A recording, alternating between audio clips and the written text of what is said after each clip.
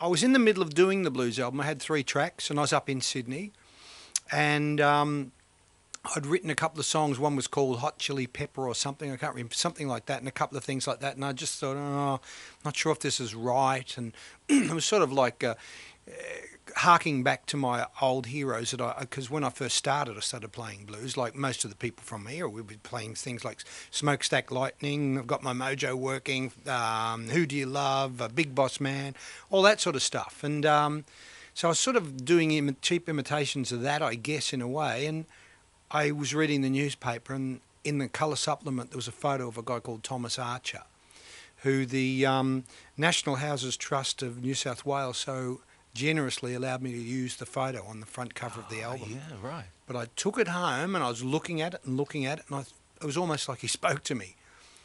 Maybe I did take a lot of things in those early days. And it was almost like he said, you've only ever written songs about fantasy and you've made up stories that are nothing. Write a song about me, my life.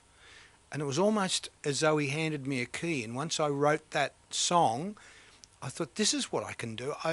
I'll write an album about Australian history using blues as a cradle. And I thought people might say, oh, well, why wouldn't you use country music? Well, my argument is, well, country music was American anyway. That's right. Or some of the country music, the bush music, was sort of a bastardisation, can I use that word? Sorry, of English and Irish folk music. So I figured it had every bit as legitimacy because it was around at that time. So that's how it began. And then when I'd done 4 tracks, a mate of mine who's a film director said, you know, they're making a film about Squizzy. And I said, oh, gee, I should submit the stuff. And he couldn't find out who was doing it. And then he finally rang me back and he said, it's not a film, it's a TV special. They're doing the Underbelly series.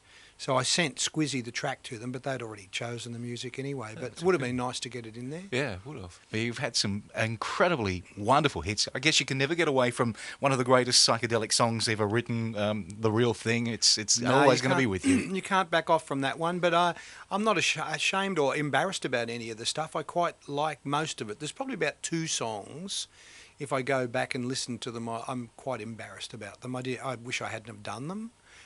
They weren't the hits. They were sort of like the B-sides and things like that, and tracks on albums. And what about Sweet Sweet Love? I think you gave it to John Farnham, and you ended up recording it in the end. It was so funny. I played it to him, and he said, I really like it. Yeah, I like it, mate. You know that laugh? Yeah. He said, but I don't think it takes too long to get to the chorus. So what will... he said, no, I don't think I'll pick it as a single. And thank God he didn't. Yeah. Because then it gave me one extra hit, which is... helped my career, yeah. Absolutely.